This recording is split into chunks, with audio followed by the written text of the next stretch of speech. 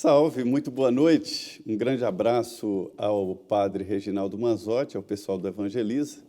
Olha, nós começamos aqui direto dos estúdios da Rede Vida, aqui em Brasília, falando de política, né? Você sabe que política define a sua vida, a casa onde você mora, a escola dos seus filhos, e é assim que a vida anda. E hoje a política esteve bastante cheia aqui em Brasília. O presidente Jair Bolsonaro dá sinais de que pretende mudar ali a postura no governo. Primeiro, se aconselhando a políticos antigos, ex-presidentes da República, e também aceitando entrar na política de vez. E ainda na economia. O ministro da Economia, Paulo Guedes, diz que o presidente está em 60% dando palpites na economia, o que é um avanço muito grande. É isso aí. Nós estamos aqui, portanto, com Frente a Frente no ar, e hoje o senador Marcelo Castro, senador experiente do Piauí e que vai ser uma conversa muito boa. Senador, muito boa noite. Boa noite, Zé Maria, boa noite, Denise. A todos que nos estão assistindo, é um prazer estar aqui no programa de vocês. Pois é, nós estamos aqui ao vivo, eu até comentava o senador que o político tem que trabalhar muito, começou cedo e está até agora aqui no batente, exatamente para ter essa conversa. E nessa mesa redonda, a minha parceira é Denise Rotenburg. Denise, muito boa noite. Boa noite, Zé Maria. Boa noite, senador. Obrigada por ter aceito o nosso convite. E boa noite para você que acompanha sempre aqui o Frente a Frente. Zé Maria, comentávamos aqui da questão da economia, né? Mas não é tão bom, tem gente dizendo que não é tão bom o presidente Jair Bolsonaro estar se metendo tanto em economia, porque acaba que deixa de lado as medidas impopulares que precisam ser feitas, né? Especialmente aí nesse quesito das reformas. Nós vamos discutir muito esse tema aqui das reformas também. Tem que também, governar, né, Denise? Foi eleito para isso. Pois é. E também das questões eleitorais aqui com o senador Marcelo Castro, que preside a Comissão de Educação, Cultura e Cultura do Senado Federal. Ele que é do MDB e está na política há muito tempo. Ele já foi deputado estadual, deputado federal, presidiu a comissão do apagão aéreo lá atrás, no governo do ex-presidente Lula, quando houve ali aquela greve dos aeroviários, que o país ficou aí com paralisação muito grande dos voos por todas as cidades. Foi realmente um período muito turbulento. Mas, senador, vamos trabalhar, né? O senhor vê condições, tivemos aí uma semana, depois da semana tumultuada, né, em que o presidente Jair Bolsonaro fez a manifestação de 7 de setembro, colocou muita gente nas ruas. Depois tivemos aí no final de semana a manifestação de um pedaço da oposição, que não fez tanto sucesso assim, mas serviu ali para baixar a bola da questão relacionada à abertura de processo de impeachment, ou seja, isso aí, segundo a gente escuta, saiu realmente de cena. E tivemos também o presidente de honra do MDB, o ex-presidente Michel Temer, se reunindo com o presidente Jair Bolsonaro para buscar a pacificação do país. Eu conversei muito com o Michel Temer. Agora, ele dá a impressão que teremos, sim, a polarização entre Lula e Bolsonaro. Nesse caso, com quem o senhor fica? Bom, você veja que, Denise, quanta falta não está fazendo no Palácio do Planalto uma pessoa experiente na política, né? Uma pessoa equilibrada, ponderada, como o ex-presidente Michel Temer. Você viu que com essas manifestações do dia 7, e sobretudo com os discursos que o presidente Bolsonaro fez aqui em Brasília, e especialmente o discurso de São Paulo, você viu assim que houve assim quase que uma fragmentação, um rompimento com a institucionalidade e criou um clima muito tenso no país inteiro. Quer dizer, no dia 8, amanheceu todo mundo com as mãos na cabeça, o que é que vai acontecer, o que é que está acontecendo, como é que vai ser, como vão reagir. E o Michel Temer, numa jogada de mestre, né, pacificou todo. Quando foi no dia seguinte, já estava tudo calmo e, aparentemente, estamos continuando num ambiente calmo de negociação, como é essencial e faz bem à democracia. Ele é candidato, Michel? Olha, Quem foi político uma vez, meu pai foi um político de uma vida longa lá no Piauí, e ele gostava sempre de dizer: a política só tem a porta de entrada, não tem a porta de saída. Entrou, não sai mais. Então, o Michel Temer, eu acho que ele tem alguma coisa assim ainda, que ele se julga que foi um bom presidente, que organizou as finanças do país e que não foi bem compreendido pela opinião pública, que ele não teve uma boa aprovação da opinião pública. Acredito que ele gostaria de ter uma segunda oportunidade para, digamos assim, se reabilitar perante a opinião pública, uma vez que ele acha, e com boa razão, que ele foi um bom gestor, né, sobretudo na questão das finanças. Então, eu trabalho com essa hipótese de que lá no fundo do seu coração, da sua alma, ele ainda acalenta essa esperança de um dia voltar a ser presidente. Voltar presidente agora pelo voto, né? Porque ele foi presidente exatamente depois do impeachment. Exato. Senador, essa atual cena da vida política é diferente, porque a impressão que se dá, e alguns dizem, o senhor é um experiente parlamentar, de que houve um momento de criminalização da política, depois houve um momento de deixar a política de lado e cuidar dos novos, eleger novos deputados, um presidente que não lidava com a política tradicional, e agora ameaça voltar à política tradicional. É isso? O senhor analisa assim? Não, eu acho que Estamos falando de eleitores. O que é o seguinte: houve realmente um momento do Brasil que vai ficar na nossa história como uma página negra da nossa história, que foi essa criminalização excessiva da política. Quer dizer, nós vimos coisas assim de estarrecer. Nós assistimos uma manifestação do promotor da Dallagnol, que convocou toda a imprensa nacional e fez lá com PowerPoint, né, mostrando um quadro e tal, e colocava o ex-presidente Lula lá em cima como o chefe de uma quadrilha no Brasil. E um repórter perguntou a ele se ele tinha provas daquilo que ele estava afirmando. E ele, com a maior tranquilidade, quer dizer, assim, com a maior cara de pau, um promotor importante, né, no país, ele disse que não tinha provas, mas que tinha convicção. Nessa época, Denise, eu até fiz um pronunciamento na Câmara. Eu digo: olha, a Santa Inquisição nunca lhe faltou convicção.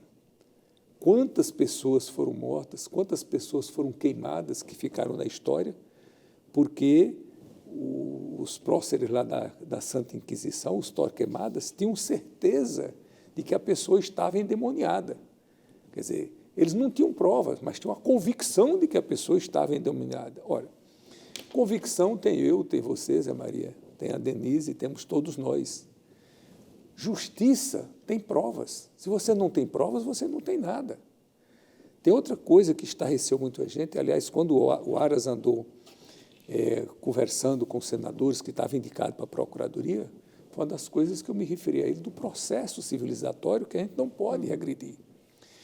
Quando o ex-presidente Michel Temer foi preso, os procuradores também lá do Rio de Janeiro deram uma entrevista, uma coletiva, né, para toda a imprensa nacional, passaram as 2 ou 3 ou 4 horas, a tarde inteira dando entrevistas, e lá, para as tantas, outro jornalista perguntou a um dos procuradores, né, disse: mas qual a razão mesmo, né, que o Michel Temer foi preso? Aí o procurador, o promotor, se irritou com o jornalista, diz: você deveria estar perguntando por que ele não já tinha sido preso há muito tempo. Olha, uma pessoa que não tinha sido nem denunciada, não respondia ao processo, como é que pode ser preso? Foi uma demonstração desnecessária de força, aqueles fuzis cercaram o carro dele, enfim. Agora, isso aí, senador... Uma pessoa dócil como Michel Temer, vê a polícia com fuzil... Tá. Isso aí, senador, também é a estrutura jurídica do país, né? Por exemplo, o senhor se diz estarrecido com algumas coisas, não é estarrecedor também que o Supremo libere o Lula para ser candidato depois de tantos crimes cometidos, ali há provas, há devolução de dinheiro?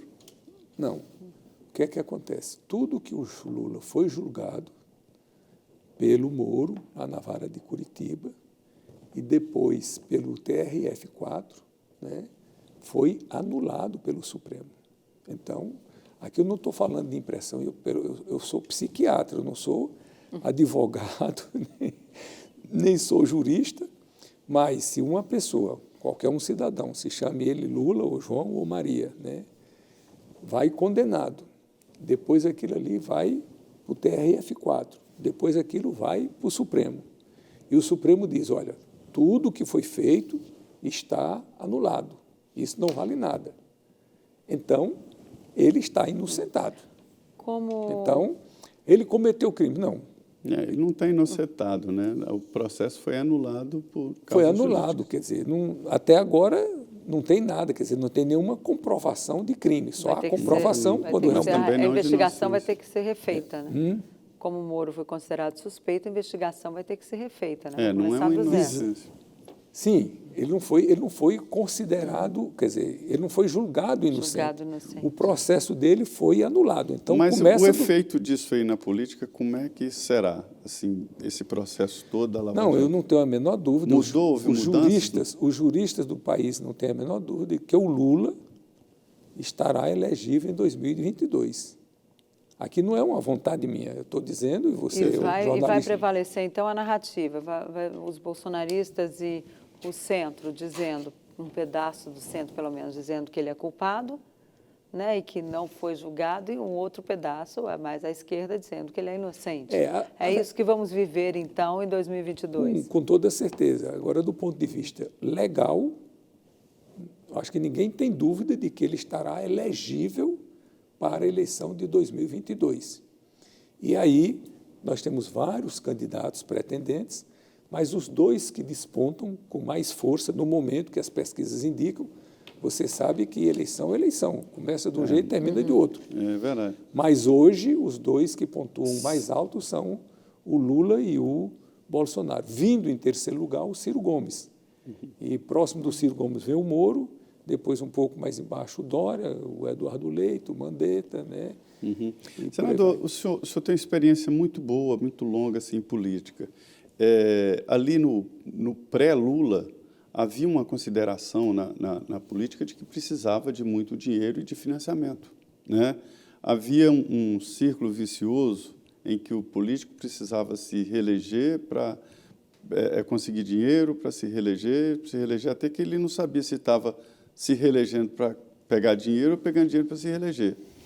E aí houve uma quebra, através do Supremo, né, de proibição do financiamento de campanha. Hoje, o financiamento de campanha é público, né? É melhor momento? Como é que o senhor vê, o senhor viveu os dois momentos? O que é mais confortável?